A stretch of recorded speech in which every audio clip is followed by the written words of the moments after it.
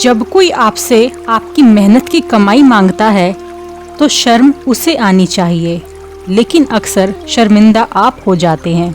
क्यों? क्योंकि आप इंसान की तरह नहीं बल्कि एक संसाधन की तरह देखे जाते हैं, जहाँ ना कोई ब्याज देना पड़ता है, ना कोई तय समय होता है और न ही लौटाने की कोई गारंटी। लेकिन हकीकत ये है कि ज़्यादातर लोग अपना पैसा इसलिए खो देते हैं क्योंकि वे ना कहने से डरते हैं। उन्हें लगता है कि मना करने से रिश्ता टूट जाएगा, जबकि सच्चाई ये है कि बिना सोचे समझे दिया गया उधार ही रिश्तों को अंदर से कमज़ोर कर देता है। भगवत गीता में श्री कृष्ण कहते हैं, दुखेश्वनु द्विग्न मनाः सुखेशु विगत्स प्रिय। अर्थात जो व्यक्ति हर परिस्थिति में स्थिर बुद्धि रखता है वही सही निर्णय ले पाता है। आज हम श्री कृष्ण के इस गीता ज्ञान के आधार पर जानेंगे ऐसे 5 प्रभावी प्रश्न और तरीके जो न केवल आपके पैसों की रक्षा करेंगे बल्कि आपके रिश्तों को भी सुरक्षित रखेंगे बिना आपको गलत बनाए। पहला नियम, तुरंत प्रतिक्रिया का निषेध। जब कोई आपसे पैसे मांगता है तो अक्सर वह भावनात्मक स्थिति पैदा कर देता है, जैसे जल्दी, दबाव और सहानुभूति का मिश्रण। इसी क्षण में 99% लोग गलती कर बैठते हैं और बिना सोचे समझे हाँ कह देते हैं। लेकिन भगवत गीता में श्री कृष्ण ने स्पष्ट कहा है, किसी भी कर्म से पहले विवेक आवश्यक है, न कि भावनात्मक आवेग। तुरंत प्रतिक्रिया देना वास्तव में आपकी कमजोरी को दर्शाता है, जबकि थोड़ी देर का विराम आपकी समझदारी को। जब आप कम से कम 24 घंटे का समय लेते हैं तो आप खुद को भावनात्मक ब्लैकमेल होने से बाहर निकालते हैं और स्थिति को तर्कसंगत दृष्टि से देख पाते हैं। इसी दौरान आप यह सोच सकते हैं कि सामने वाले की वास्तविक ज़रूरत क्या है, आपकी अपनी आर्थिक स्थिति क्या कहती है और इस निर्णय का भविष्य में क्या प्रभाव पड़ेगा। याद रखिए, अभी बताओ का दबाव अक्सर सामने वाले की चाल होती है, इसलिए शांत रहकर कहें, मुझे थोड़ा समय दीजिए, मैं सोचकर बताऊंगा। यही पहला और सबसे महत्वपूर्ण कदम है जो आपकी मेहनत की कमाई को सुरक्षित रखता है। दूसरा नियम, नियत की परीक्षा। पहले नियम में आपने खुद को तुरंत हाँ कहने से रोक लिया और 24 घंटे का समय ले लिया। यही आपकी सबसे बड़ी जीत है। अब आता है दूसरा और सबसे महत्वपूर्ण चरण। इन 24 घंटों के बाद जब सामने वाला दोबारा संपर्क करता है, तभी आपको भावनाओं से नहीं बल्कि समझदारी से बात करनी है।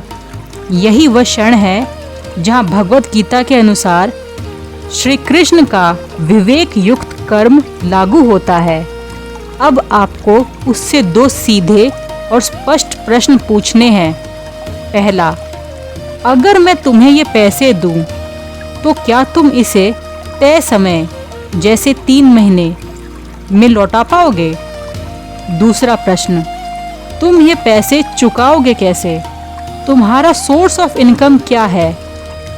इन सवालों का उद्देश्य उसे असहज करना नहीं बल्कि उसकी नीयत को स्पष्ट करना है। यदि सामने वाला ईमानदार है तो वह बिना झिझक स्पष्ट योजना बताएगा, जैसे सैलरी, बिजनेस, इनकम, रेंट या कोई और साधन। लेकिन अगर उसकी नीयत साफ नहीं है तो वह इधर उधर की बातें करेगा या केवल कहेगा, मुझ पर भरोसा रखो। यही आपको समझना है, भरोसा शब्दों से नहीं स्पष्ट योजना से बनता है। यह दूसरा कदम पहले नियम का विस्तार है, जहां आपने भावनाओं को रोका था और अब बुद्धि से सच्चाई को पहचान रहे हैं। तीसरा नियम, बड़ी राशि के बदले सुरक्षा अर्थात कोलेट्रल। जब बात छोटी रकम की होती है तो जोखिम भी सीमित होता है, लेकिन जैसे ही रकम बड़ी हो जाती है वहाँ भावनाओं की नहीं, सुरक्षा की ज़रूरत होती है। यही वह स्थान है जहाँ भगवत गीता में बताए गए संतुलन और जिम्मेदारी के सिद्धांत लागू होते हैं। श्री कृष्ण सिखाते हैं कि हर निर्णय धर्म और बुद्धि के आधार पर होना चाहिए, न कि केवल संबंधों के दबाव में। कोलेट्रल यानी कोई ऐसी सुरक्षा जैसे दस्तावेज, कीमती वस्तु या लिखित आश्वासन, जो ये सुनिश्चित करे कि आपका पैसा सुरक्षित है। इससे सामने वाले की गंभीरता भी सामने आती है। अगर उसकी नीयत सच में पैसा लौटाने की है तो वह इस शर्त से पीछे नहीं हटेगा। याद रखिए, बिना सुरक्षा के बड़ी रकम देना केवल जोखिम नहीं बल्कि अपने परिश्रम का अनादर है। समझदारी इसी में है कि आप मदद भी करें लेकिन अपने हितों की रक्षा करते हुए। यही सच्चा संतुलन है। नंबर 4, खुद को नहीं परिस्थिति को विलेन बनाइए। अक्सर लोग ना इसलिए नहीं कह पाते क्योंकि उन्हें डर होता है कि सामने वाला उन्हें गलत समझेगा। यहीं पर समझदारी यह है कि आप खुद को कठोर न दिखाएं बल्कि परिस्थिति को बीच में रखें। भगवत गीता में श्री कृष्ण ने यही सिखाया है कि बुद्धिमानी से ऐसा मार्ग चुनो जहां सत्य भी बना रहे और संबंध भी सुरक्षित रहे। आप सीधे मना करने के बजाय यह कह सकते हैं, मेरे फाइनेंसेस मैं अकेले नहीं संभालता, मुझे अपने पिता या परिवार से पूछना पड़ता है। या फिर बड़ी रकम है, बिना सलाह के निर्णय नहीं ले सकता। इस तरीके से आप सामने वाले को यह महसूस नहीं होने देते कि आप उसे मना कर रहे हैं, बल्कि यह दिखाते हैं कि परिस्थिति इसकी अनुमति नहीं दे रही। इससे न तो आप बुरे बनते हैं और न ही रिश्ता खराब होता है।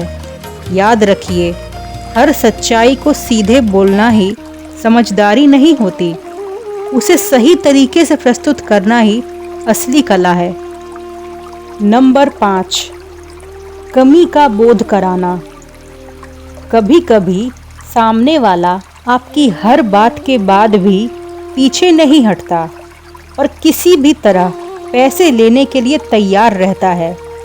ऐसे में आपको उसे यह महसूस कराना होता है कि आपको पैसे देना उसके लिए आसान नहीं बल्कि आपके लिए नुकसानदायक है। यही इल्यूजन ऑफ स्कैरसिटी का सिद्धांत है। भगवत गीता में श्री कृष्ण सिखाते हैं कि व्यक्ति को हर कर्म से पहले उसके परिणामों का बोध कराना भी आवश्यक है। आप उसे कह सकते हैं, मुझे तुम्हें पैसे देने के लिए अपनी एफडी तोड़नी पड़ेगी, जिससे मुझे इंटरेस्ट का नुकसान होगा।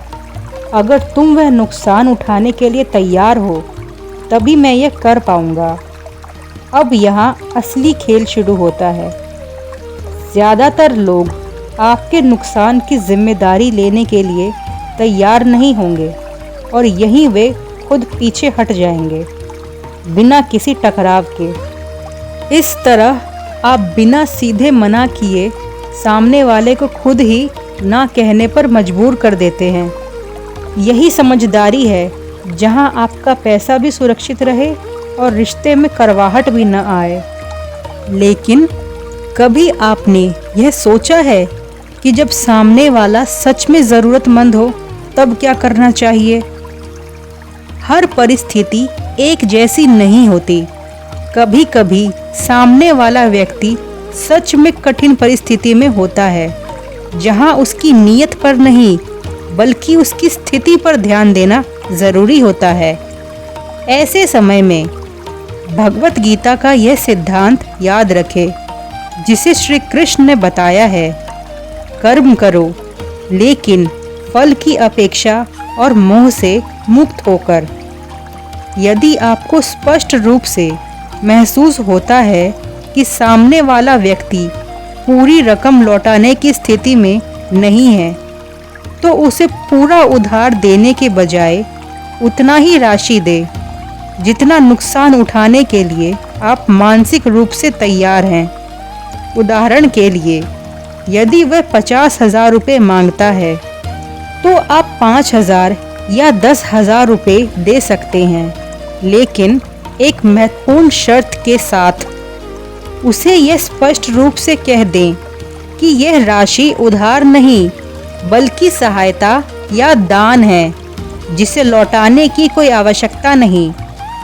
इससे 2 लाभ होते हैं। पहला, उसकी तत्काल समस्या का समाधान हो जाता है। दूसरा, आप अपने बड़े आर्थिक नुकसान और भविष्य के तनाव से बच जाते हैं। यही दृष्टिकोण न केवल आपकी समझदारी को दर्शाता है, बल्कि रिश्तों को भी सुरक्षित रखता है, क्योंकि जहां अपेक्षा नहीं होती, वहां विवाद की संभावना भी समाप्त हो जाती है। यही संतुलित और व्यवहारिक गीता ज्ञान है। अंत में याद रखिए, सच्ची समझदारी वही है जहां आप दिल से भी सही रहें और दिमाग से भी, जहां मदद भी हो जाए और नुकसान भी ना हो। यही भगवत गीता का संतुलन है और यही श्री कृष्ण का सच्चा ज्ञान। वीडियो पसंद आए तो दिल से लाइक करें।